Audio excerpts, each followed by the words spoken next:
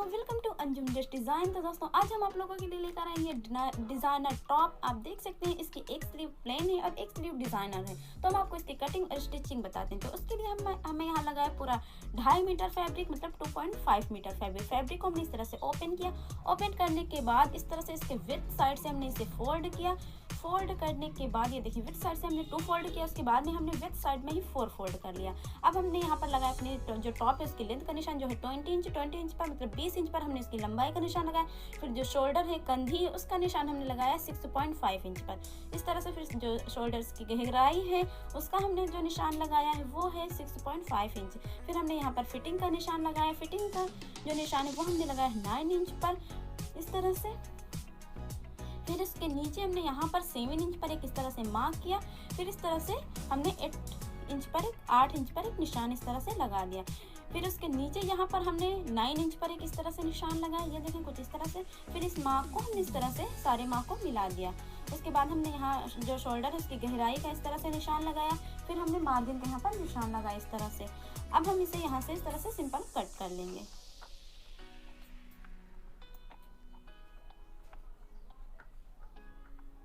इस तरह से हम यहाँ पर मार्क करेंगे ताकि हमें स्टिच करने में आसानी हो। अब यहाँ पर हम एक साइड को अलग करेंगे, इस तरह से एक पार्ट को हमने अलग कर लिया और एक पार्ट को इस तरह से ठीक से सेट करेंगे।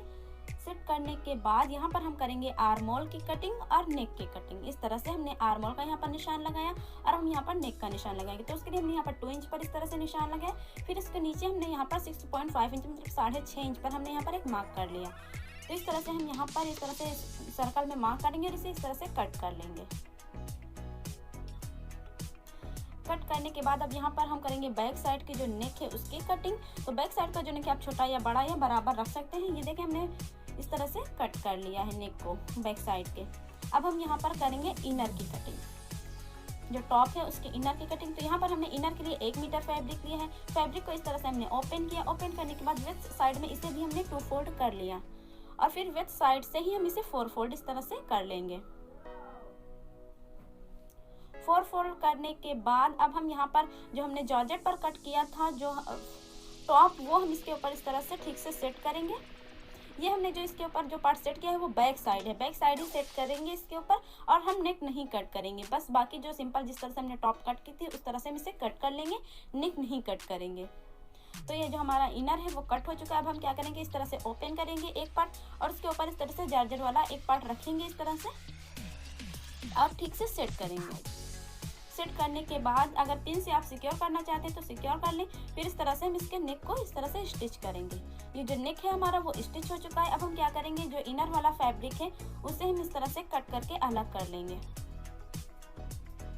तो हमने यहाँ पर इनर वाला फैब्रिक कट कर लिया। अब हम यहाँ पर छोटे छोटे से इस तरह से मार्क करेंगे।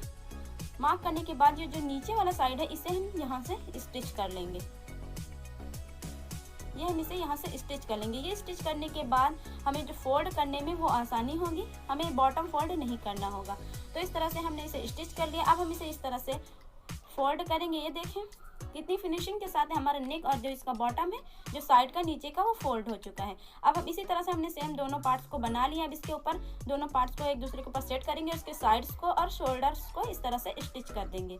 अब ये इसके बाद हम इस तरह से सेंटर से इसे फोल्ड करेंगे। ये देखें टॉप को फोल्ड करने के बाद ये देखें ठीक से सेट करेंगे और यहाँ पर जो हमने 7 इंच पर इस तरह से मार्क किया था वहाँ पर हम एक मार्क छोटा सा करेंगे।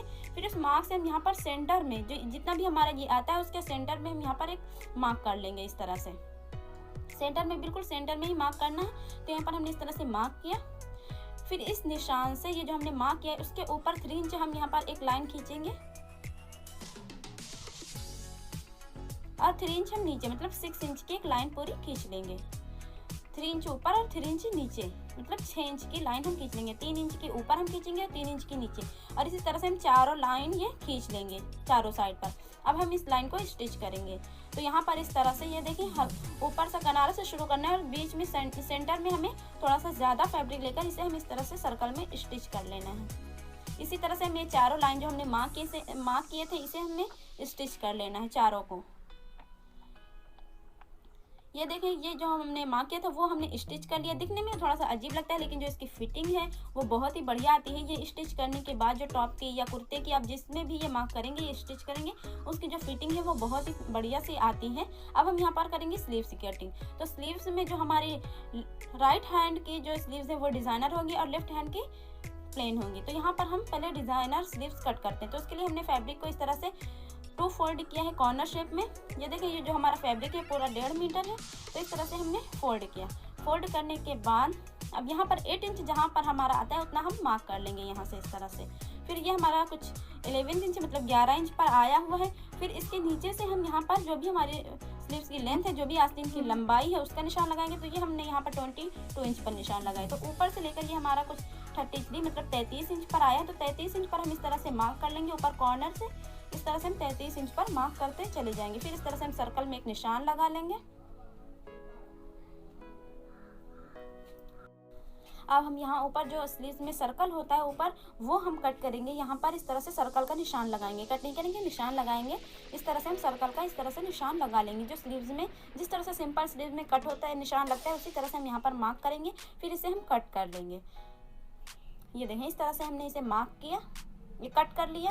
कट करने के बाद फर्स्ट लेयर ये जो हमारी वो कट हो चुकी है। अब हम यहाँ पर सेकंड लेयर कट करेंगे। तो उसके लिए दूसरे कॉर्नर से हमने फैब्रिक को इस तरह से 2 फोल्ड किया।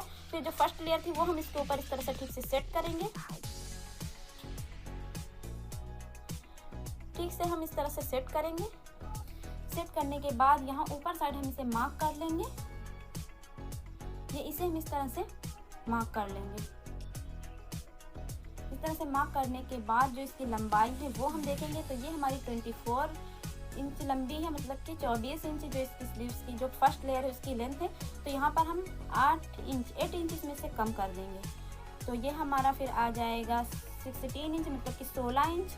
तो 16 इंच पर हम यहाँ पर इस तरह से मार्क करेंगे। फिर ऊपर से रख के देखेंगे तो ये हमारा आएगा 25 इंच मतलब कि 25 इंच। तो 25 इंच पर हम इस तरह से मार्क करते जाएंगे 25 इंच पर इस तरह से।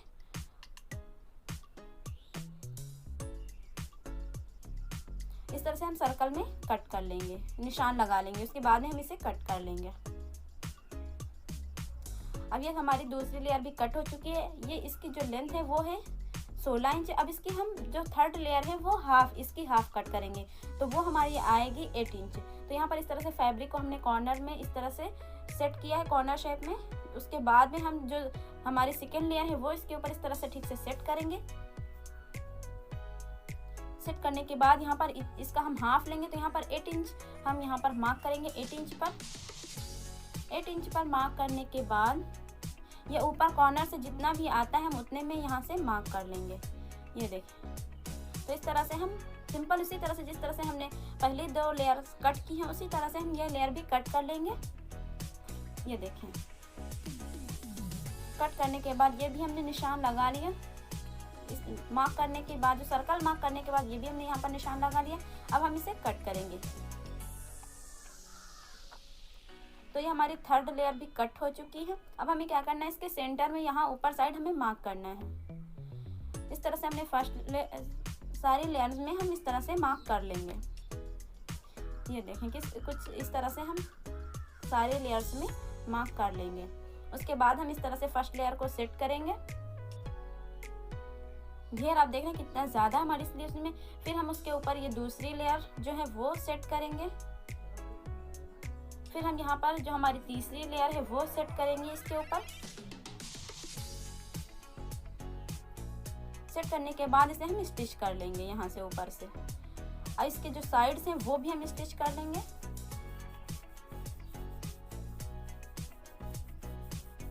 ये हमारी जो स्लीव्स है वो तैयार हो चुकी हैं। पूरी तैयार नहीं है, अभी आधी तैयार है, अभी आधी बाकी है। तो हम इसे इस तरह से रख के अटैच करेंगे बाद में। पहले हम कट करेंगे दूसरी साइड की जो स्लीव्स है वो। तो ये जो हमारी स्लीव्स है वो बिल्कुल प्लेन है। सिंपल सी स्लीव जिस तरह से कट होती है हम इसे उसी तरह से कट करेंगे। सिंपल स्लीव जिस तरह से कट होती है। तो जब तक हम ये स्लीव कट कर रहे हैं तब तक कि आप हमारी वीडियो को लाइक कर दें और चैनल को भी सब्सक्राइब कर लें।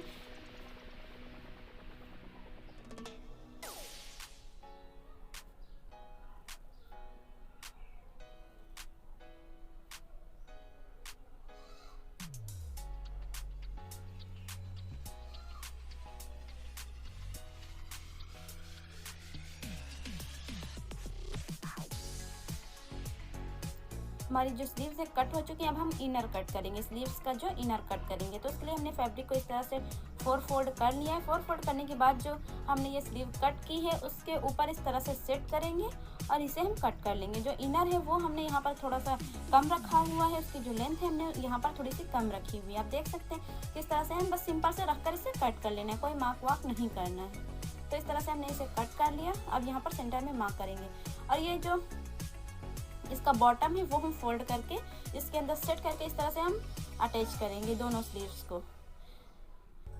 इनर जो है वो आप जॉर्जेट शर्ट में पहले स्टिच कर लें, उसके बाद ज्वाइन करें स्लीव्स को। ये अगर आपको अच्छी सिलाई आती है, अच्छी स्टिचिंग आती है तो आप बिना अटैच किए ही इसे स्टिच कर सकते हैं दोनों साथ में। तो ये जो हमारी स्लीव्स हैं अब हम उसे ज्वाइन करेंगे। तो ये हमारी स्लीव्स हैं वो ज्वाइन हो चुकी हैं, ये देखें। और ये जो ये साइड है इसमें हम करेंगे पीको। तो हमारी जो स्लीव्स है उसमें पीको हो चुका है और हमारा जो टॉप है वो बिल्कुल तैयार है। आप देख सकते हैं कितना प्यारा सा टॉप बन के तैयार हुआ है और पहनने के बाद ये बहुत ही प्यारा इसका लुक आता है। तो ऐसी प्यारी प्यारी वीडियोस के लिए आप हमारे चैनल को सब्सक्राइब कर लें। अगर ये वीडियो पसंद आई है तो लाइक करें। मिलते हैं नेक्स्ट वीडियो में, तब तक के लिए खुदा हाफिज।